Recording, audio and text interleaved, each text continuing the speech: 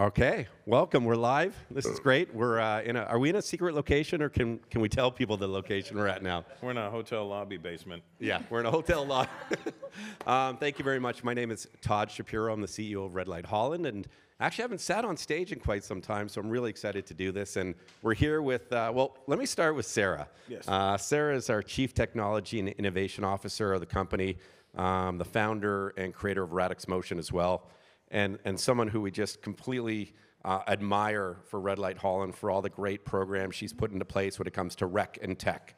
As you know, we're a company that advocates equitable, affordable access of psilocybin, and Sarah has helped create consensual data tools around that so we can learn more as hopefully other catalysts and markets open up. So thank you, Sarah Hashkas, for being here. Thanks.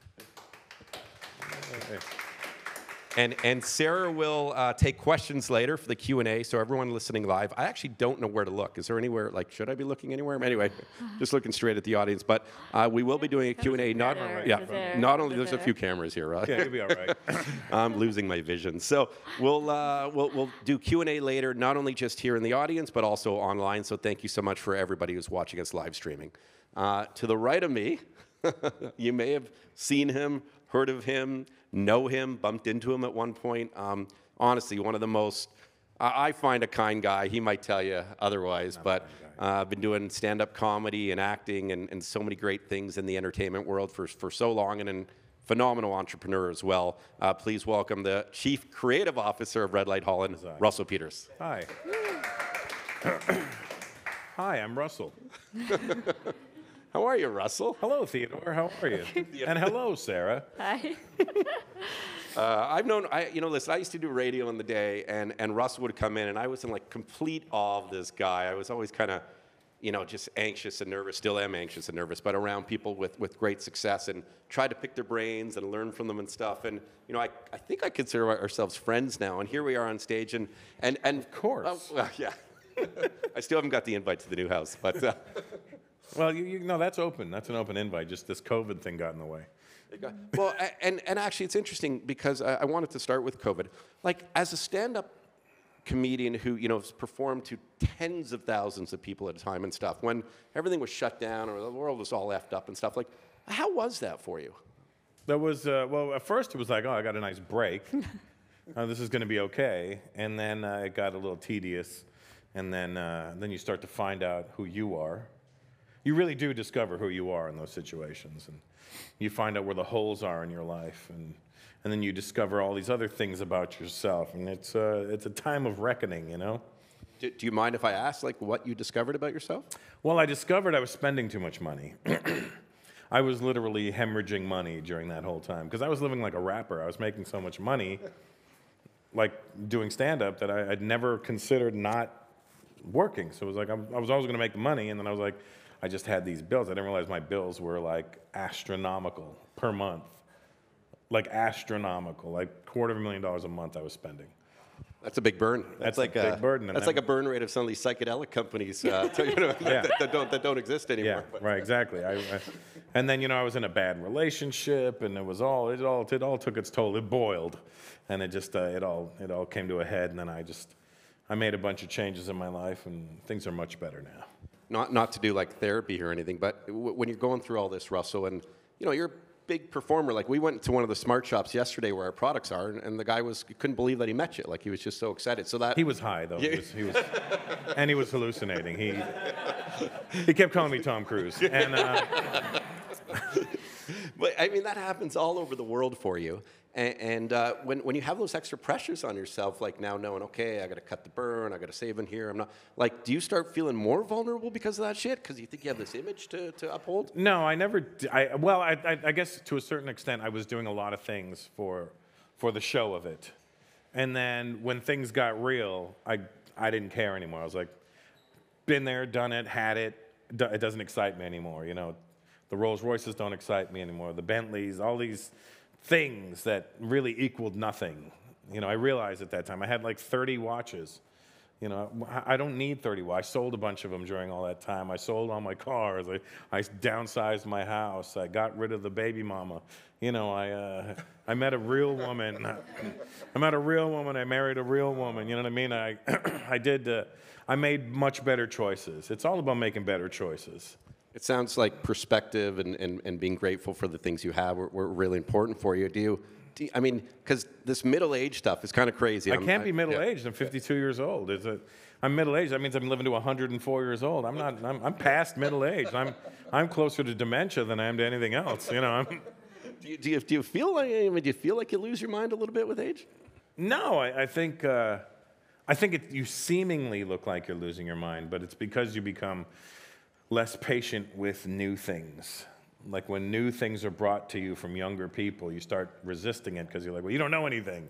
You haven't lived life. And then you forget that you had these ideas when you were young, and you got the same resistance from people our age when you were that age. So you have to navigate through that a little bit better. Do you like navigating through this new world? Social media, everyone growing up seems like quicker than they ever did and stuff. I mean, I don't love it. I understand that social media is a necessary evil. I mean, we're on my Twitter right now, you know what I mean? And there's 4 million people on that thing, and I don't know who they are. Well, we're getting a message from Crown Loyalty saying Todd and Russell are real deal good people. So. Oof. I guess we got to pay them. Well, there's a check we got to write. Well, it's interesting, right? Like, because I try to be as genuine, authentic as possible. I think that about Russell, but what I love about you, man, and we'll get into the journey in a moment here, but you've found a way, like in this, and listen, it's a different world as we were just discussing, and it's a woke world. We always hear about. I'm not worried about the woke world. And you're not, and in your act, you're so good at poking fun at people, looking in the audience and calling them out on things. And that hasn't been difficult for you? Still doing that? No. No, I think. Excuse me. If I had just started into this business and tried to do what I'm doing, that would be a problem. But because I've been doing this for 33 years, it's almost like, if I changed it up right now, people would be like, what the hell happened to this guy? This is, you order steak, you want the steak. If they bring you chicken, you're like, I ordered steak. Well, we're out of chicken. We're out of steak. Here's a chicken. Like, I don't want your chicken, You go, I'm the steakhouse. You're coming for me the steak. I'm going to give you the meat. Hey, yo. Do people ever complain more now than they used to, or for you anyway? No, the people that do comment or complain are people that were not at the show. People that are making their own assumptions. It's this whole fake woke world that we're living in. It makes me laugh because I'm like, the people that you're trying to appease were people that were never going to buy a ticket to see you in the first place. Why are you bending for them? It's like when I complain about rap music nowadays because I'm such a hip-hop head. I complain about rap music, but they're not making rap music for me anymore. So it's redundant for me to complain about it. They're making music for young people. This is what they want to hear. So for me to be like, I don't like it, they're like, good, it wasn't made for you. So me being the radio guy and always trying to do the segue and tying things in, when we're a company that's very concerned about mental health and people's well-being, and I think Sarah's more concerned about my well-being than anybody. But how is it that and I think I know my reasons for it, but in your thoughts, where we can still have fun with people, still poke fun, still be real, still be authentic, but at the end of the day, care. And there's a balance there. There's some formula. I don't know if it's sort of specifically written down like a math formula with an equation, but I mean, what's your formula? Because I know you care.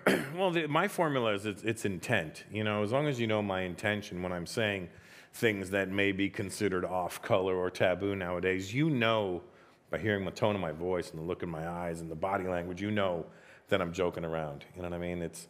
That's where people get lost nowadays because they're so fixated on a word or a term that they're like, oh, he said that word, he said that term, he's a bad guy. And I'm like, did you hear me say it? Or did you read me say it? Or did you just want to hear it? And then that's all it took for you. And if you're that easily triggered, we don't need you. You're probably not a good person to begin with, and there's something else going on with you that you need some reflection on. Does it help as well to, because I know you, but you do it in your act all the time. You're also self-deprecating. You have fun with yourself too. Do too many people maybe take themselves too seriously these days? I think a lot of people want to be these like fake activists nowadays, and it's, listen, just because you're offended doesn't mean you're right. That's what I always say. You could be offended. That doesn't mean you're right. You have the right to be offended, but that doesn't mean because you're offended that your point is valid. It just means maybe you got some introspection to do. Do you worry with fame and stuff that it always seems like people are trying to take down people with fame? Do you give a shit about that stuff? I don't really care about it because I think my fame lays just under the sidewalk. You know what I mean? Like I'm just enough below the surface where people, if they went at me, they'd be like, "Well, that was a waste of time." You know what I mean? And if I got a little bigger, maybe, but I'm not worried about it because I'm like, where I am is exactly where I want to be. You know what I mean? When I first started talking to Russell about Red Light Holland, one of the things I say, obviously Russell, being this great entrepreneur and very promotional and stuff, thought could help the company definitely just get us exposure, help with creative ideas, help with branding, all this kind of stuff. But also, I think what's interesting is I remember the conversations. You're like, wow, I actually know people in LA. They're microdosing. I know people using psilocybin and stuff. It's something you have always been familiar with through the friends of yours, correct? Yeah, like a lot of people that I respect a lot do a lot of the, whether they do microdosing or maximum dosing. I know a lot of people that I admire and respect their brains do it, and they do it often. And they tell me about how it just opens them up a little bit to the places where they need to go to. Whereas I think a lot of us are linear and in this hallway. This world of psilocybin can spread those walls a little bit further apart so you can get the broader picture. And it was interesting because when we did bring you in, I had all sorts of investors and people on social media, and I'm trying my best to reply to everyone and do what I can to kind of mitigate whatever concerns they have and stuff. And I'm like, listen, Russell has been open from day one about never experiencing psilocybin. Yeah. Russell went on Joe Rogan twice, talked about the company, but was very open about, okay, when the time is right, when the time is ready, you would explore it, proper set and setting, all the things we talk about as a company, the intake meetings and stuff. And beyond COVID and now the tours, and you happen to be in England, this felt like the right time for you. Yeah, this just happened to, this is the way I wanted it to happen. I happened to be in Europe on tour, and this is like a 45-minute flight from England. I was like, this is the time to do it. And I hit you up and I said, Todd, how about this time? And you're like, perfect, let's go. Yeah, I'm like, thanks, we got to get this done. Yeah.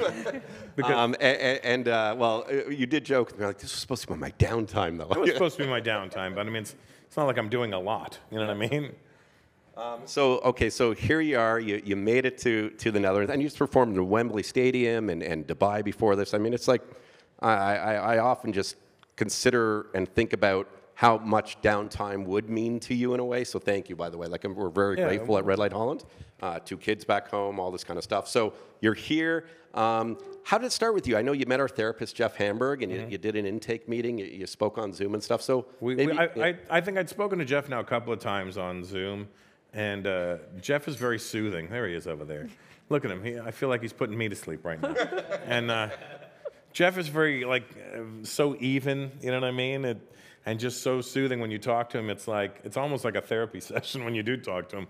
And he was asking me what I wanted from the experience and what I was hoping for. And, I really went in with no expectations because I do understand that, everybody's trip is a different trip. And I didn't want to go in with I want this to happen or that to happen or I'm expecting this. You can't go in like that. You really do have to go open. And I went in, so to speak, naked. Thank God for Jeff I wasn't naked because I didn't want him to vomit. You know what I mean? I was naked on the Zoom. I sure was, wasn't I? You're welcome, Jeff. Speaking of mushrooms.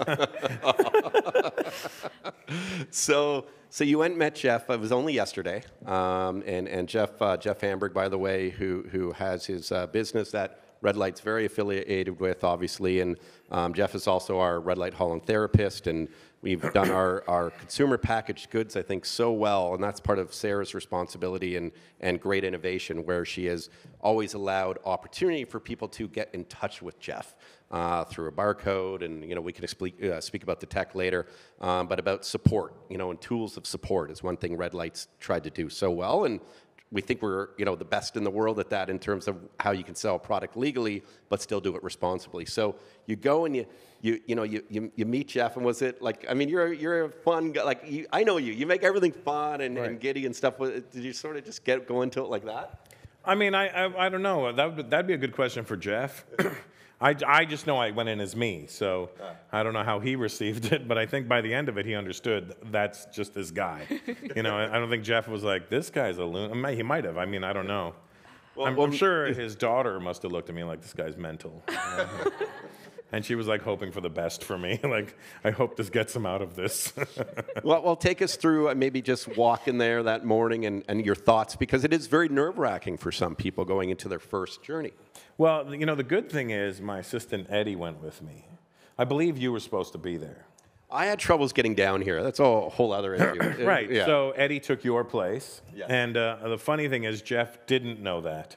He knew that you weren't coming. He didn't know that Eddie was going to take your place. Fortunately, he had an extra setting for him. So I think I was comfortable because Eddie was there. And so that made me a little bit more relaxed. And no, it was cool. You know, he has it set up really well. You know, it's got a nice little thing going, and it's got the table with all the little different Hindu gods. And I was like, well, this is, as an atheist, I was like, this is interesting, you know. I was like, and so, like, just before you're about to consume the truffles, and they are Muskoka truffles, I believe, like actually our brand of truffles. Mm-hmm. I mean, it wouldn't make sense to do somebody else's. That would have been a dumb business decision. Yeah. Like, you work for Coca-Cola, and all of a sudden, here I'm for the Pepsi Challenge. You know. Yeah, no. I mean, any thoughts just before you consume them? Were like no fear, like you just no. I didn't have any fear about it. Again, because I was in the setting with Jeff. Yeah. And I know that this is what he does. It's not like just some random guy. It's not like if, you know, Rogan had told me to come to his house. Come on, dude, we're going to do mushrooms. And then he's standing there laughing at me. You know what I mean? Like, that's not what I need. I need somebody who can watch me and make sure I'm not goofing off. You know what I mean? But I find it so interesting because you are over 50, and it's one of those. I would assume you've tried a lot of things in life. I'm not insinuating drugs, but no, I'm just mean like food or drinks. I'm not that open to a lot of things. I really am not. I didn't start drinking alcohol till I was 31. Wow. And I've tried marijuana a couple of times, and it's not for me. And that was it. That was it for my narcotics world. You know what I mean? Like, and no, I'm not. I didn't start eating sushi till I was in my 30s as well. You know, I was very closed off to a lot of things because, again, my parents weren't open to a lot of things. So there was not a lot of adventurous things happening growing up. It was very like, this is what you do, this is what we do. Anything outside of that might be weird. And I'm like, cool, I don't want that. Would you? I mean, you don't mind talking about this publicly if your mom? No, I don't care. Yeah. These are the facts. That's great. I mean, and this is part of it, right? Is ending a stigma around all this stuff. So you consume it. How do you consume it? And let's get into it. I mean, that's what people are waiting for. So Jeff hands me a bowl with one of those. What's it called? A mortar, and yeah. So this looks bad on TV, but so there I was pounding my mushrooms, and I was grinding my fungi, and he told me to beat it up, hey-o, and I did. It was I left it as a pulp. And he complimented it. I said, how's this? He goes, this is great.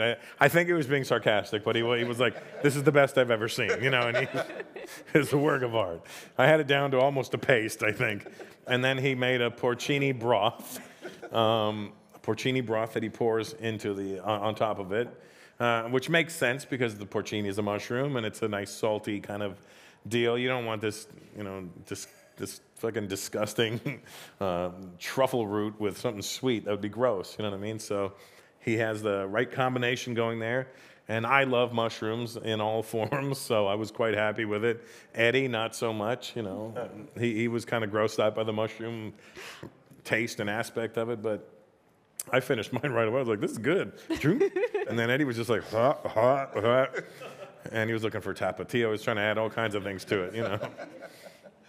And actually, not to get too into it, but that is the interesting part about with over time, hopefully with research and development and product development stuff that, yeah, we obviously always want to improve the product, but these are sort of where you got to be careful within the legal frameworks and stuff. So we get that, and it's still kind of archaic in how it can be served in a way, but this is nonetheless what you did. So yeah, I think looking at the porcini as a chaser, so to speak, So maybe if I was to do a truffle on my own, I wouldn't have any porcini broth. You know, I wouldn't be that prepared. So maybe I'd take a piece of chocolate and do it. You know, just to muddle the taste a little bit. You know, I think Hans has this whole idea of putting M&Ms in the packages or stuff. We'll talk. Hans, of course, the president here, who's in the audience. So, and then do you recall then at that point, like time frame of? Well, so then I take it, and then they say, well, go ahead, lay down now. And I lay down, and they gave me a mask, an eye mask. I put the eye mask on, and was like, why'd you have that mask on? I go, because Jeff's house is really bright. He's got a glass ceiling, and I'm like, I don't know if I'm going to be tripping out or just going blind. So I think it was better for me with the mask on, because it is a mental trip as far as I'm concerned. I don't have, having done it only once, for me it's a mental trip now. So I don't know when it'll become a physical trip or whatever other kind of trip it'll be next time, but it was a mental trip, and it was great for me to have the blinders on because I have incredible ADD, and I would be thoroughly distracted without it. So that helped me stay there in the moment. I lay down, and I don't know how long it took to hit me because I remember laying there and thinking, this is taking forever. I'm like, there's no way it's going to hit me this fast. It's not going to hit me fast because, you consumed it. It's the same thing when you eat something that's bad for you. It's not going to hit you immediately. It's going to hit you in about 30 minutes. So I think I started to doze off for a little bit, and when you're dozing off, you have these little dreams on the way. And I'm like, is that it? No, that wasn't it. And you're like, no, that's not it.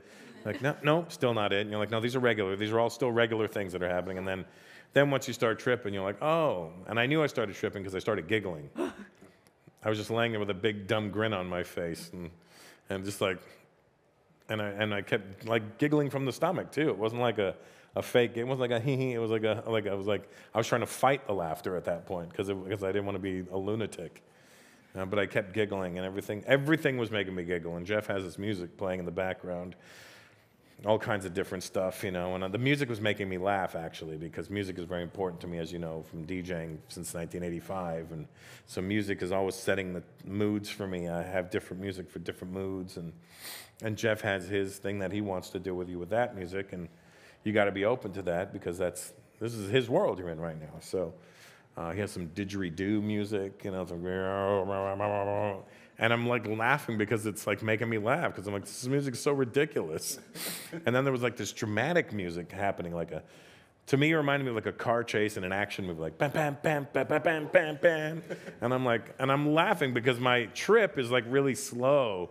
And it's like I'm floating, and I'm like, and I'm like, and my brain is going, who's this dramatic music for? This doesn't even match the scene that's happening right now, And I remember a couple of times I just opened my mask to let them know, still there, good, and I'll close my mask and I go right back to tripping again. It was interesting though. It reminded me of like a lot of, it was like a dark blue scenery that I was seeing, and like lots of floating things.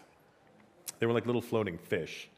And at one point I saw myself dead. But it wasn't me. Like I knew, I didn't see myself, but I saw everybody I knew. Well, I didn't know that I saw a scene that seemed like it was for me. And the only person I recognized, this is going to seem very odd, but the only person I recognized in that scene was Crazy Legs from Rocksteady Crew. Because I'm such a hip-hop nerd, but Crazy Legs and I are very good friends. But the story behind Crazy Legs is he is the impetus for the reason why I'm so into hip-hop. Because in 1982 I saw breakdancing, and he was the guy that I saw. And I was like, I want to do that. And then I started doing tagging, graffiti stuff, and then I started... I was breakdancing, I was doing graffiti, and then when breakdancing kind of fizzled out in '85, I fell in love with the music, and then I still wanted to play the music, and that's when I got into DJing. Really, the only element I can't do is rapping. I mean, it's not for me. You hear my voice, this is not a good rapping voice. So I saw Crazy Legs when I saw this dead vision of me, but I didn't see me. And he was running this way to go for whatever, and everybody was like standing around and crying, and I was laughing at them. I'm like, what are you guys crying for? This is hilarious. And I'm like, look at these idiots. They're trying to do all these things for me now. And in my head, it was like, why are you trying to do it all now? I'm gone. And I'm like, And in my head, it was like, oh, well, bye, guys. I'll see you later. And everyone's like, and in my head, people were like, what about your kids? I'm like, they'll be fine. You know, my brain was just like, oh, well, at this point, it became about me. It didn't become about anybody else at that point. It became this moment where I was like, oh, yeah, nobody else. It's just about me right now. And it was kind of a nice feeling because I'm never really about me. I'm not a therapist, obviously, and maybe we should even have Jeff up here, but it sounds to me like, really does sound like this to me, and maybe others, is that you're content. Like it feels like it's despite all these hassles in life and stresses in life and whatever you've been through and all the COVID struggles we discussed, to giggle and to laugh and to enjoy and then see that, I feel like that would be very heartwarming. I don't think I would get there, to be honest. I feel like I think you would, maybe. You think so? I don't know. We'll see. I was telling Jeff before we did it because, again, when I didn't, the first time I got drunk was at 31. And the reason I never drank was because, I used to box, so nobody around me was really drinking or doing drugs or anything. So it was like, it just didn't occur to me. And I think I was a control freak. And I wasn't sure what I was repressing. I wasn't sure if I was repressing anger, sadness. I didn't know what it was. And the first time I got drunk, I just kept laughing at everything. And now when I do drink or get drunk, I'm a very happy drunk. I giggle and I make jokes, and that's all I'm about when I'm... So again, I didn't know, again, you're talking 20, 21 years later, what am I repressing now? And it turns out still happiness, good. I have an eternal happy flame. That's a nice place to be. Sarah, do you have anything to add to that? Because I thought the story is super interesting, right? A lot of times people talk about ego death in a psychedelic trip. Right. And this is a version. There's a lot of different versions here. And I felt heartwarmed that you felt that people cared about you even after you're gone. Yeah, it felt nice, but I was like, well, it's a little late, guys. I'm like, what are you trying to do everything now? I'm like, literally, I'm stop it. They were trying to do this and get that, and at the same time, I could watch them trying to talking about planning a funeral, and I'm like, it doesn't matter. Don't do it. To save your money. That's what I was like. I was like, bye. I'm just floating away. It wasn't even like I could stay. I was just like, well, see you guys. I just kept floating. I just kept floating away from them. That's wild. I mean, if you know Russell personally, which I'm one of the fortunate people do, but you're a giving person. You're very giving. Hey, come by my house, this, that, whatever. Maybe people need to give you more here in this life. Oh no, I'm good without all that. Just I gave Todd AIDS, full blown. That's not a nose. That's a lesion. That's. Russell. Sorry, I couldn't help it. It was right there. We need to, I shouldn't have ever, the key is with Russell, you can never compliment him on anything. Yeah, I don't like compliments. Because, it's the worst part, because then you get it back tenfold. But, so pleasurable for you. Was it weird with Eddie there as your assistant and that dynamic that you would have with him and over the years? No, I mean, I had actually thought Eddie had done it before, because he's such a degenerate, I thought... I was like, Eddie must have done this before. He goes, no, I never really done it properly, so he did it. But his trip lasted way longer than mine. And we took the same amount, which is odd because he's also a much thicker human being. And I'm not like a thin guy, but he's a thicker guy. I figured it would hit me harder than it would hit him. But I guess because he drank alcohol the night before. It mostly depends on the amount of receptors. And people have different amount of receptors in their brain. Right. We lose them as we grow older, but also people are just different. Yeah. I mean, I figured it would. Yeah, it was wild because when I came out of it, Jeff and Mirti, I can't say it. I feel so bad about that. Can I just call you Mai? Anyway, when I came out, they were like, no, it's going to come back. I go, I don't think it is. And they're like, it goes in waves. I go, I think the waves have come and gone already because I was feeling it all. I could feel it dip and drop and come back when I was with the blindfold on. And then once I took it off and I came out, I was like, no, I think it's done now. And they're like, no, give it a minute. I'm like, no, it just never came back, But Eddie was still tripping for the rest of the evening. So pleasurable for you. I had a great time with it. I mean, there's got to be a way of doing it where it's a shorter version of it, I think it would be more pleasurable for me if it was for less time. That's only because of my time constraints. Time constraint, it's the same way you wouldn't go golfing. Yeah, it's the exact same reason I can't go golfing. I mean, it's I don't have that attention span for it because even I was getting bored being high. Even as I was floating around, I go, this is great, but can we get out of here now, guys? Interesting. I mean, there are other ways to. I mean, there's other.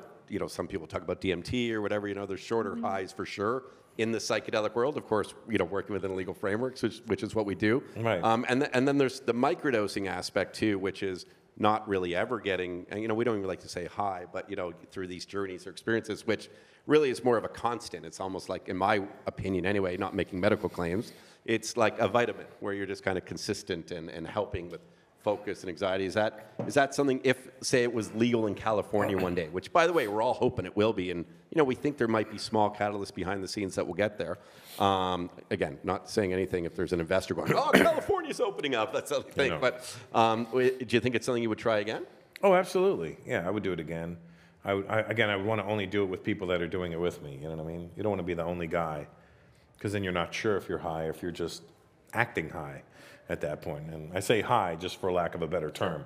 I was at a party a couple of weeks ago, and everybody was doing little microdoses there. And they all kept, let's take this picture. Is this even happening? And I'm like, what? And they're like, these are like big name comics. I don't want to blow anybody's spot up. And they were like, come on, let's take this picture.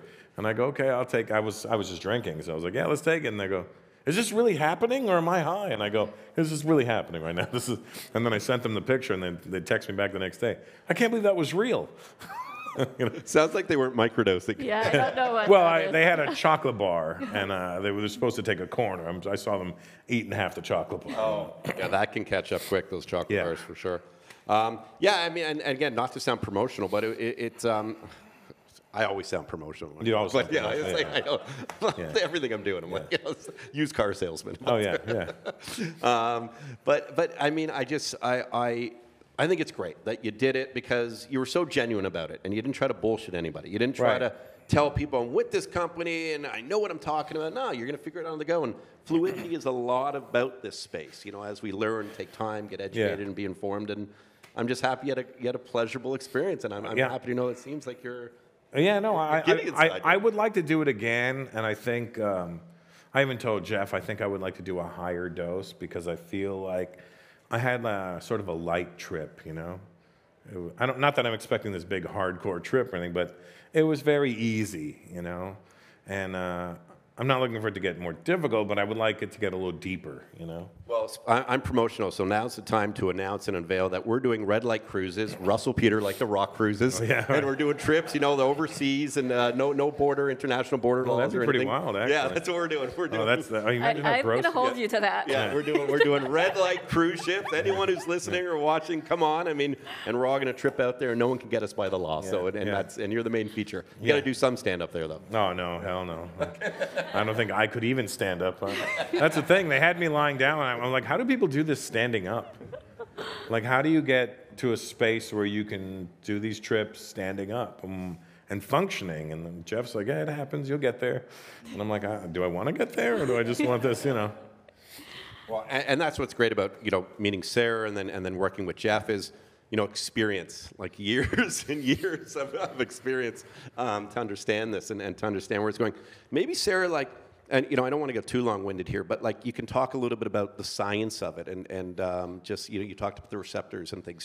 Sarah's the brains behind it. Oh, she is. Yeah. She is all the brains, exactly. Well, Russell was the one that helped narrate our VR experience, Wisdom, that explains. Oh yes, I did do that. Yeah.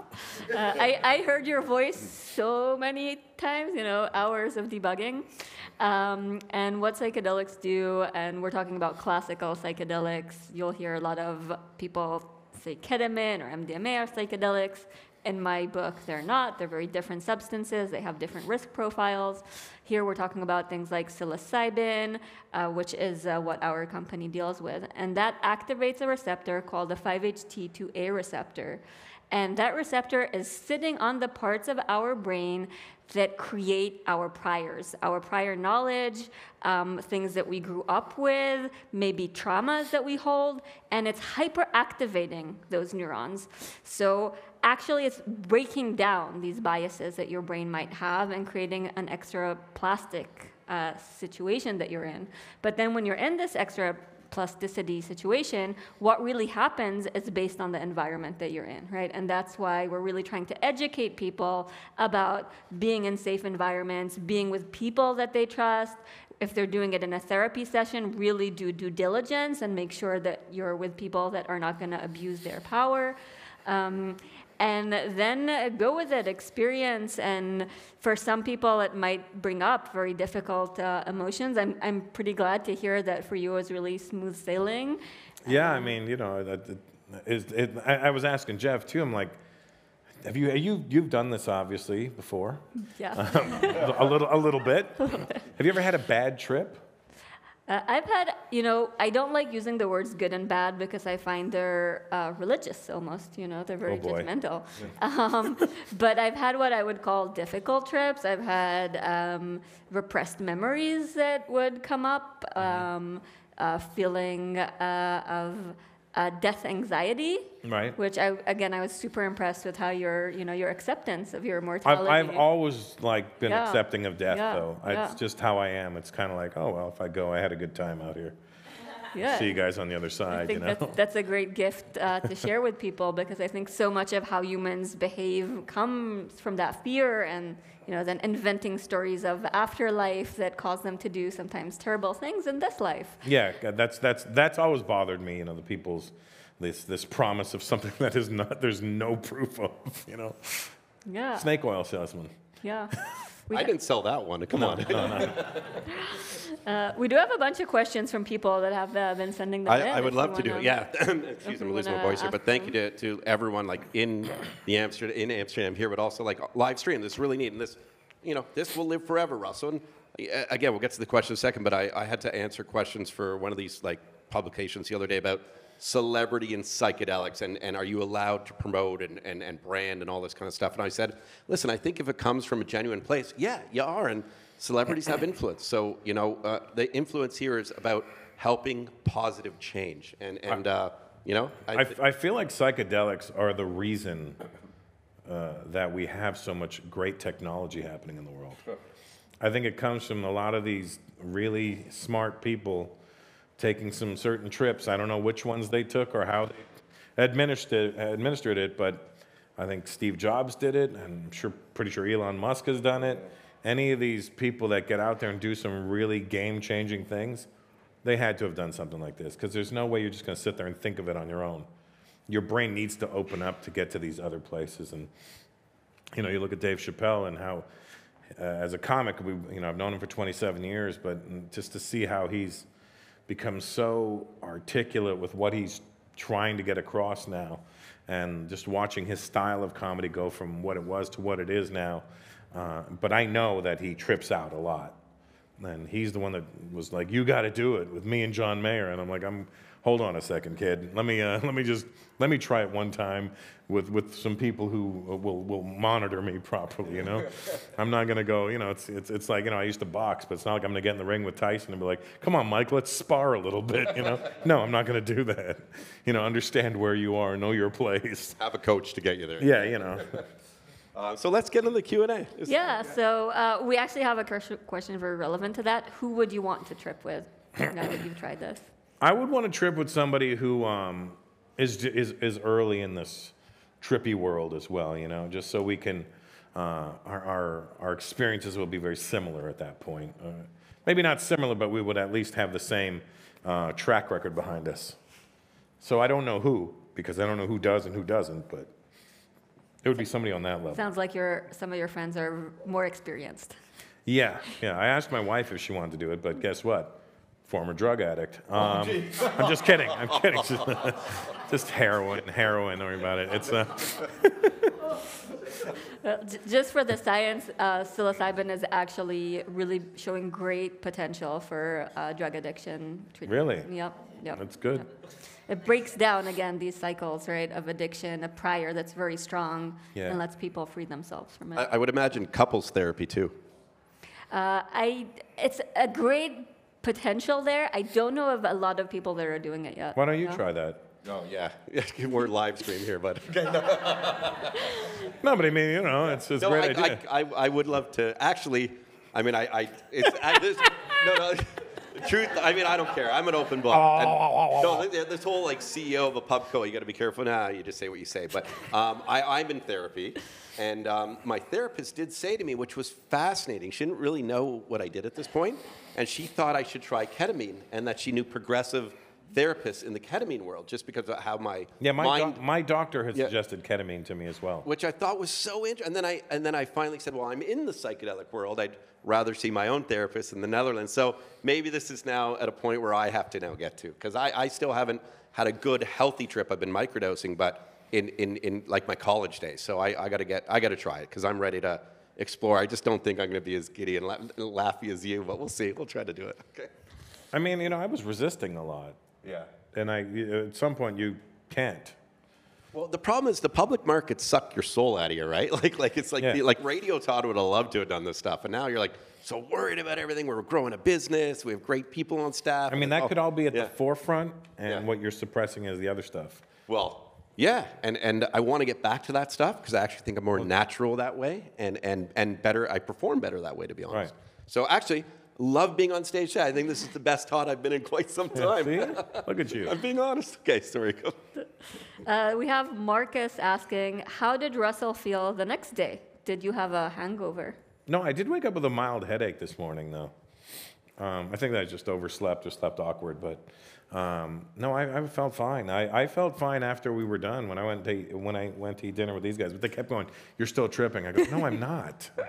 They just kept looking at everything I was doing, like, "Oh, you're still tripping." I go, "I'm not." What do you? You're like, "It's hot in here. It's hot in here." You're tripping. Yeah. I was hot because I was running around the city trying to find everybody. I had a sweatshirt on, a jacket on, a hat on. I'm like, and my head was sweating. I'm like, "Oh, you're tripping." I go, "It's hot. They don't have air conditioning out here." Do you? Did you have any dreams that you No, remember? that's the weird thing. I was hoping for some interesting dreams. I never had any. I was hoping for like a bonus dream, like an aftershock, so to speak. I was sleeping with my dream.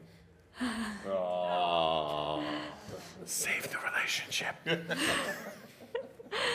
We have Karimsicle asking, do you think psychedelics can help folks take themselves less seriously in the comedy entertainment world? And also he wants to open for you. Say this whole thing again. Do you think psychedelics can help folk take themselves less seriously in the comedy and entertainment world? Well, I mean, which folks? I mean, the audience folks? I mean, it could probably help people that... I think there's a lot of people that do take themselves too seriously nowadays, and it probably could help them loosen up a little. Because alcohol can go either way. Alcohol will amplify whatever mood you're in. If you're in a happy mood, you'll be in a great mood. If you're in a bad mood, you'll be in a horrible mood. If you're depressed, you'll be really depressed. You know what I mean? So this takes you to a place, as far as I've seen, that it just takes you to who you are. Mm-hmm.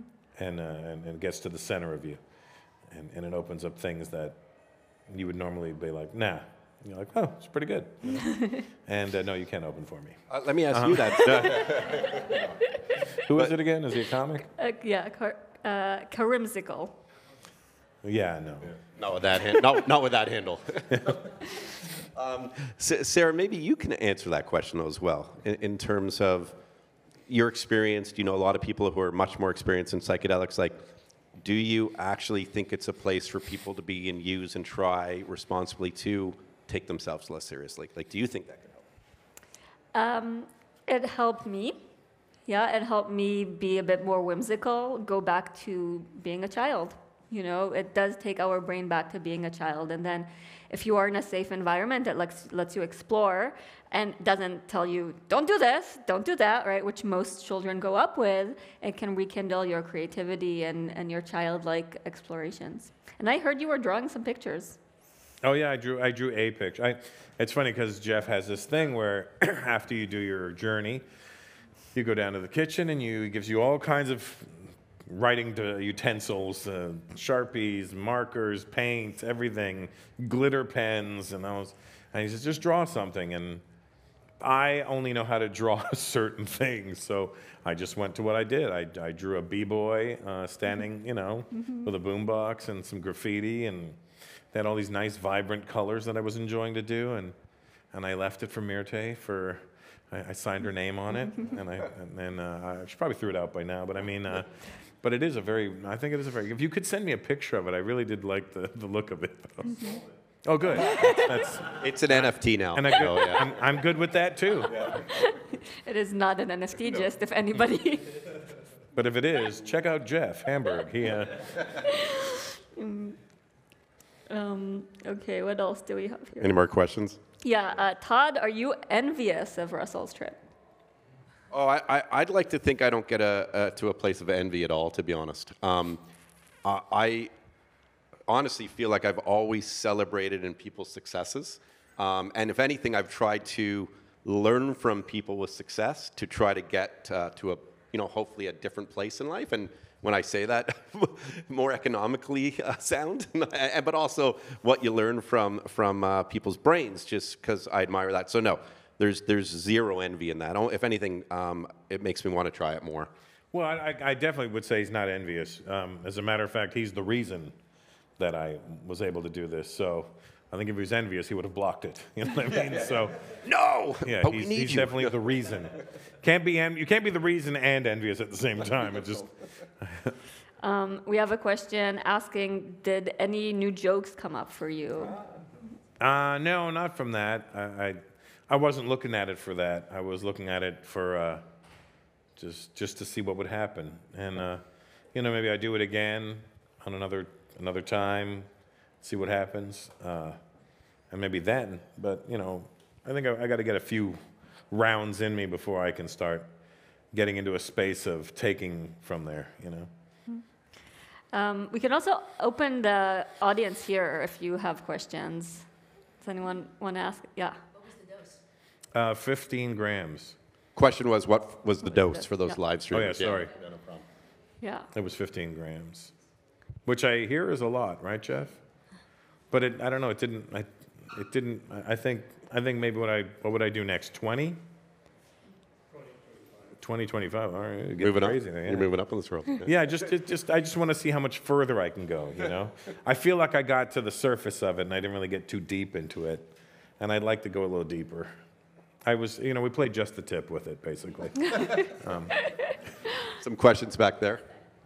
For someone that's starting out, is it recommended they go to a full dosage like that before microdosing, or is microdosing a good start? Question was, is microdosing a good start, or if someone's starting out, and maybe Jeff, come on up here, because you're out there, just share the mic with you. This is Jeff Hamburg. You see him all over our website. Yeah. Organizes community events for us and everything. And it had to do with microdosing and the hero dose, they call it. Is there sort of a recommendation on how to start? Can you start slow? Oh, is that a mic? That's a mic. Oh, I thought we were rolling the dice here. Wow. Why don't you switch mics with him? Yeah. Oh, it's okay. You want to talk about that? Check. It's a good question, of course, and that's something that Sarah and I talk about a lot, about if microdosing would help if you had a full dose, and the other way around, of course. And I have the feeling that taking a full dose might be a good start before you start microdosing, so that you have sort of understand what the psychedelic world is and be able to navigate it to know where you're going. Sometimes we talk about milestones, is that what they're called? That this is where we can get to, and then you can use microdosing in your daily practice to get to that place. Yeah, because when I first spoke to you on Zoom last year, and you were like, well, what makes you want to do this? I go, well, I think I'm microdosing. You go, oh, no, you're not going to microdose.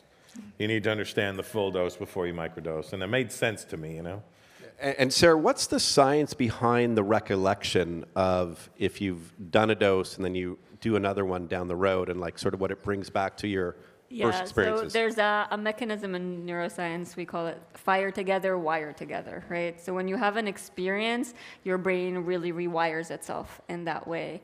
And then potentially, and we don't know this yet, I've talked to quite a few scientists that have this intuition that potentially microdosing, because it is such a small dose, will have a bigger effect after you've had this strong effect that wired your brain to know how to get into the psychedelic state. So that's one of the ideas. But I think it really depends also on, you know, what people are aiming for and what they want to get out of it, you know. Will I be, if I do it again, let's just say I do it without Jeff, do you think I would be wise to put the blindfold back on? Or would I be better suited to try it with my eyes open this time? Well, to be honest, exactly what Sarah said, it depends on what your intention is. There's so many ways to appreciate psychedelics. In nature, it's one of the most beautiful things, just to walk in the woods and talk to the trees. And Yeah, that's what my wife said. She said that it's great when you go out and you look at leaves, they become vibrant and they start moving and talking. And yeah, that's what and I'm Albert like, I don't know if I Hoffman want said. that, Yeah. you know. A few more questions, and then I guess wrap this. How long have we been going for? 10 minutes. Yeah, it's been, we are on a dose. Like 5 more minutes. There was a question. No, yeah. Have I tried it? Oh, great. So yes. Actually, you know, where I used to try it was back in my college days. We would go on. My family had a cottage. Well, my dad still has it. That worked out well for him. But and we would do like our buddy trips. A bunch of high school friends that ended up going off to different colleges. But we'd meet once a year at my dad's place, and we would just sort of consume mushrooms without a therapist or just kind of doing it more to goof around. Like, we didn't know why we were doing it, other than factors just to get, like, effed up, right? We thought. With that being said, and this was a 4 to 5 year consistent sort of annual weekend we did, other than the one time my buddy who was nicknamed Granny went off in the canoe, and it really ruined the entire time because we were so freaked out if he'd ever come back alive. That's where we, that was a terrible time. That's where his whole boat trip thing came from. Yeah. We go on canoes, the red light trips, Yeah. by the way. The whole goal is not to tip each other off. I learned that in therapy too. Yeah. But you're in the boat together. I think back now, or at least the last few years since I've delved into this world, and those are truthfully the most I'd say transformational nights in my life. We woke up, I had a good group of friends and all very successful guys, all with family, all hard workers. And, we were lost in those days. We didn't know where we'd end up. And I think back to the sort of the success, not just like professional success, but family success of everyone. And we figured shit out during those nights about helping us all. Like, we came together as a unit, and other than the one guy in the canoe. And it was really, really important. So I think I'm probably ready again to do it, but yeah, I have tried it many times and loved each and every time. And currently, I'd like to microdose for sure, where I can legally. But I do like that because I'm a very, very anxious person. I'm on such a short trip here that I did not microdose this time because it's like an in and out trip. But when I'm here, yes, I will, for extended period of time, will microdose. You're welcome. Maybe last question. Russell, do you feel more aligned now to the red light mission now that you've actually tried? Well, I guess That's a good question. Definitely, because now I can speak from experience. It may not be a huge depth of experience, but at least I've done it now, and I know that I won't be talking out the side of my neck, so to speak. I've had people, I've seen, after I've done Rogan or whatever, and I mentioned the company, and then you get all these people attacking me, and they're like, "You never even did it. How can you say it?" And I'm like, "Listen, I never said I did it. You know what I mean? I'm not here to lie to you. So all I can do is tell you the truth, and now I can tell you the truth about my own experience." Question over here. How does your parents feel about it? Because it seems like a very strict people who go by the rules. How would your parents feel about it? They seem like they might be strict people who go by the rules. Well, my mom, I don't know if my mom knows I did it. I'll tell her. I'm not one of those. I won't hide it from my parents either. No, it's fine. I don't mind telling them. I'm gonna. His mom blocked him from Twitter a long time ago. Yeah. No, my mom's cool with it. She'll be like, "Well, why are you doing drugs?" And I'm like, "It's not, Mom. It's not. It's from the earth." And my dad. I'm pretty sure my dad. If my dad was alive, I wonder if he ever did it. You know what I mean? These are things you never ask an Indian father. "Dad, you ever trip out on mushrooms?" I knew he liked to drink. I mean, he must have dabbled somewhere, somehow. He was in World War II. I'm sure there was something going on. Yeah, and I think this is sort of the amazing part that you can use your voice to actually destigmatize these things. Yeah. And even you're making jokes out of it, but it is really great potentially for your mom to hear this from you. Oh yeah, no, I'm definitely going to tell her, and she's going to be like, well, now that she's going to make a joke out of it herself. She's going to end up calling me a drug addict now, and it's going to be amazing, My mom is the kind of person who just takes it in stride. She's like, all right, well, so this is what you're doing now, huh? And I'm like, no, this is what I just did. I tried it, I'm worried if you ever talk to your assistant in real life because he has a second question here. From the earth, where were the truffles grown and how fresh were they? Oh, well, that's a Hans question, but the truffles were grown. The question of speaking from the earth, where were they grown?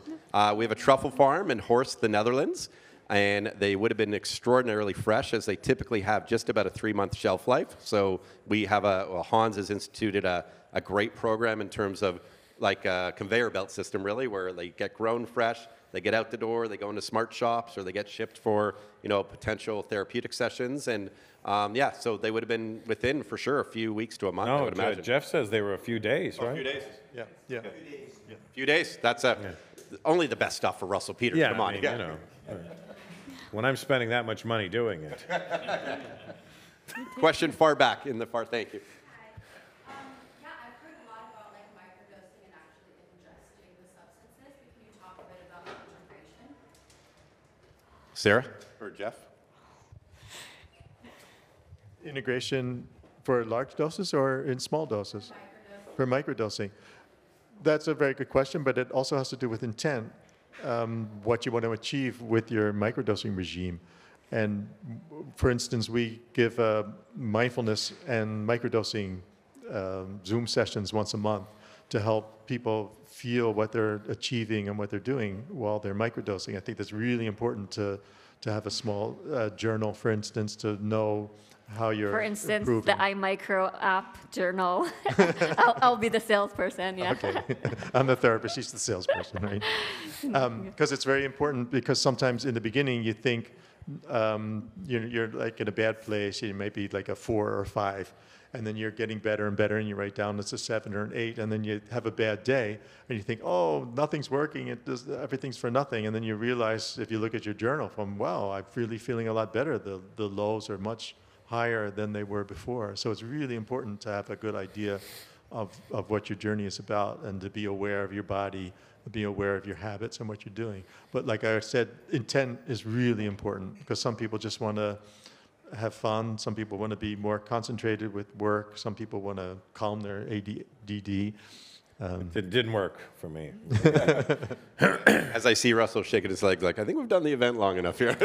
Yeah, it's a problem. Maybe one last question. One last question. This Mikey guy is asking it 5 times. Would you recommend it for other people, for athletes, for comedians? Oh yeah, I mean, I definitely wouldn't. I wouldn't advise people against it.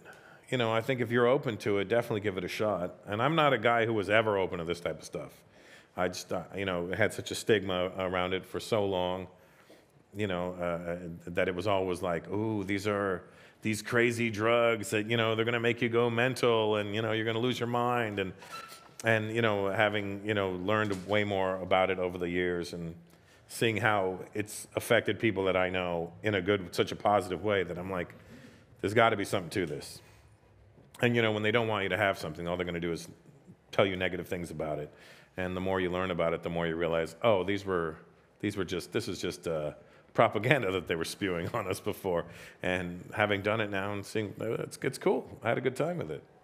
And I think it's important to mention that we've been taking mushrooms for about 3,000 years. At least, yeah. Absolutely. And I would say that it's not only if that, yeah. Probably longer. But I think the stigma we could have put on ourselves too in the day, like back to those trips where someone asked me with my college buddies, it was like, yeah, let's go effed up, and you're sitting watching the stucco ceiling come down, and like, let's go reverse mountain climbing, like you're putting yourself in a reverse mountain climbing? Yeah, because you're lying down and there are like mountains coming at you, and you're like trying to. This is the stuff that went through my head at the time. And you really hung around white guys, huh? Oh yeah, a lot of white guys. Never mountain climbed in my life, by the way. But it really, I think now all of this helps, right? The conversation from the science, from the therapeutic side, from even the big pharma side that's trying to, while we don't always agree necessarily, trying to synthesize a naturally occurring substance just to patent it, to have control over it. But we really believe in, the access, affordable access, equitable access, and celebrating and learning about the thousands of years of usage. So, I mean, and this all helps. I think yeah. purity of the product is very important too. The more pure the product is, the less you have to worry about it.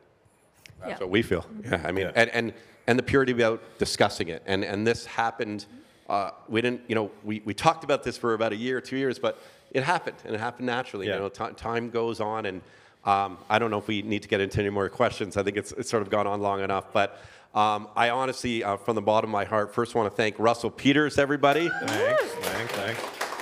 Thank you for opening up. I mean, listen, it's not always easy to do that, but you never know, you're the guy now that publicly has done psychedelics. That's still weird at some points in the world, It is a believe it little or bit, not. yeah. So thank you for doing that. Hey, what's the youngest age you think somebody should try this at? Now, and I don't mean from a legal perspective. I mean, is there From a brain perspective, yeah. yeah. There are a lot of factors. When I was in Ecuador, I was drinking ayahuasca, and the children of the shaman were drinking ayahuasca, drinking much more than I could handle. Right. And the next day they were playing football and having a lot of fun, and we were all, oh my God, what's going on? Right. So in some cultures, when you're 7, 8 years old, it's okay. But I mean, it has to do with the whole culture, the whole context. Yeah, you're also genetically programmed that way at that point. Exactly. And Indians as well. Mine or the other ones? yours. Mine or the fake ones? Yeah. Well, just to add to that, I know we're going to end things, but I mean, will we get to a point where parents might go, instead of these SSRIs that we're prescribing children or putting them on the Adderalls and all these kind of stuff, do you think there will be a time where a parent might go, I'd much rather give my 12-year-old, a microdose of a naturally occurring, because personally, especially learning so much from Sarah and reading all the science now, all the stuff she forwards me, and I actually forward you a bunch too, but I feel like I would rather that approach. Without preaching, I'd love to preach. Rituals are also very important, and we've been doing a lot of that ourselves in groups. It can be very therapeutic to have a tribe and to be able to take psychedelics with your parents and talk about the things that are important to you. So context is really important, but it's a beautiful idea. Yeah, really. I think there's amazing potential in intergenerational healing, and that's what I honestly love about Jeff and Milte's practice. Right, she's his daughter. It's so healing to see a type of relationship like that between parent and daughter. Is just mind blowing. Well, that did freak me out because I didn't realize she was his daughter yesterday. I said, "Oh, and what did I ask you? How are you?" Well, you said you thought I was his young wife. Yeah, I did. I know that. I definitely thought. I thought Mirte was his young wife. I was like, oh, this American guy's moved to Holland and has taken on a young wife, and I'm like, well, that's fine. I mean, that's what Americans do. I, can't find him at home. You might as well come here. And then she goes, no, I'm his daughter. I go, oh, okay. That threw me for a loop because I was like, again, because the stigma is so ingrained in your head from what you've heard your whole life that you're like, so wait, is he giving drugs to his daughter? Like that's how my brain is processing this. You know what I mean? Like, oh my God, he's a horrible man. He's giving drugs to his kids. Or did his then you kids realize, give him drugs? Yeah, and then you realize that they really have this solid understanding of what's happening, and it's not done in this crazy way at all. It's done in a very normal, controlled way. And all our friends come over also to do drugs. Yeah, I mean, that's, better at your house, I think, than somewhere else, But what a nice peacefulness the two of them have, honestly. Like, Yeah, I look mean, at you and your daughter. I would love to have a relationship like that with my daughter one day in 25 years, right? Yeah, because, I was one time where I lifted up my blinders to see them, and they were just sitting on the couch watching us, and she had her head on her dad's shoulder, and I was like, oh, that's so nice. And I went, doink, and right back. She was reading a book, and I was like, that's how I want my daughter and I to be. And and that's, my daughter and I are very close like that, so I kind of related it the same way, Love it. Well, once again, thank you to Russell Peters, everybody. I'd sell his world tour, but just, it's everywhere. Go find him. You'll find him. And we'll, hopefully do more stuff like this on the Red Light cruise one day. No. The Red Light canoe cruise coming up. I want to ensure that I thank all the entire Red Light Holland team. Because we're on one side of the world, and they're here really making stuff happen where we can really commercialize and market and promote and talk carefully and educationally. And thank Hans Derricks is here. Thank you to Hans, Marchen, one of our. I never know how to say your name, but one of our great Martin, sales. just call him Martin. I just call him Martin. Yeah, Martin's here, and we have some clients here and stuff, and of course just just great people who came out to help put this all together. And it's a big event. There's not many events where you sit on stage with someone, with this type of backing behind them of followers and people who know him to talk about things so openly. So I'm super proud of us at Red Light Holland to do this together as a team. And of course, I have to thank Jeff Hamburg. Thank you to Jeff. I'd like to thank Jeff myself and his wonderful daughter for facilitating this for me. Thank you all. And if anyone actually does have inquisitions or inquiries about wanting to do this, get in touch with us. We'll figure out a way to do it. And everything made possible by Sarah Hashkas, our CTIO. Thank you, Sarah. Thank you to everyone listening here and everyone watching us live stream back home or across the world.